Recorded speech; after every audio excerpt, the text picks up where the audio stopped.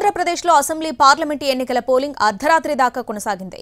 నిన్న సాయంత్రం 6 గంటలలోపు క్యూలో ఉన్న వారందరికీ ఎన్నికల సంఘం ఓటు వేసే అవకాశం కల్పించింది. సోమవారం రాత్రి 11 గంటల వరకు 78% పోలింగ్ నమోదైనట్లు ఈసీ తెలిపింది.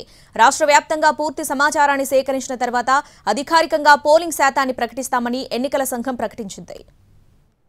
అసెంబ్లీ పార్లమెంట్ ఎన్నికల పోలింగ్ ప్రశాంతంగా ముగిసింది. పలు పోలింగ్ కేంద్రాల్లో అర్ధరాత్రి వరకు ఓటర్లు తమ ఓటు హక్కును వినియోగించుకున్నారు. ఓటింగ్ ప్రక్రియ ముగిసే సమయానికి క్యూ లైన్లో ఉన్న వాళ్ళందరికీ ఓటు హక్కు వినియోగించుకునే అవకాశం కల్పించింది ఈసీ. పోలింగ్ సరళిని బట్టి పోలింగ్ శాతం గణనీయంగా పెరిగింది.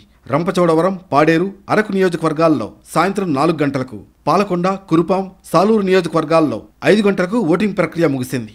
మిగిలిన అన్ని నియోజకవర్గాల్లో సాయంత్రం 6 గంటల లోపు క్యూ లైన్లో ఉన్న వారందరికీ ఓటు హక్కు వినియోగించుకునేలా ఛాన్స్ ఇచ్చింది. పోలింగ్ ముగియడంతో ఈవీఎంలను భారీ బందోబస్తు మధ్య స్ట్రాంగ్ రూమ్లకు తరలించారు. పోలింగ్ కేంద్రాల్లో ఉదయం నుంచే ఓటర్లు బారులు తీరారని, అయితే ఈవీఎంలకు సంబంధించి కొన్ని సమస్యలు వచ్చాయన్నారు మీనా. 275 బియ్యూలు, 217 సియూలకు, 600 వీవీప్యాట్లకు సంబంధించి సమస్యలు వచ్చినట్లు వెల్లడించారు. తంగెడలో బాంబుదాడి ఘటనపై తమ దృష్టికి వచ్చిందన్నారు. రీపోలింగ్పై ఇంకా నిర్ణయం తీసుకోలేదని రాష్ట్ర ప్రధాన ఎన్నికల అధికారి ముఖేష్ కుమార్ మీనా స్పష్టం చేశారు. రీపోలింగ్ సంబంధించి ఎలాంటి ఫిర్యాదులు రాలేదన్న ఆయన ఫిర్యాదులపై పార్టీల నాయకులతో ఆర్ఓలు, పర్యవేక్షకులు సమీక్షిస్తారని వెల్లడించారు. అనంతపురం, పల్నాడు, అన్నమయ్య జిల్లాల్లో హింసాత్మక ఘటనలపై ముందే సమాచారం ఉందన్నారు మీనా.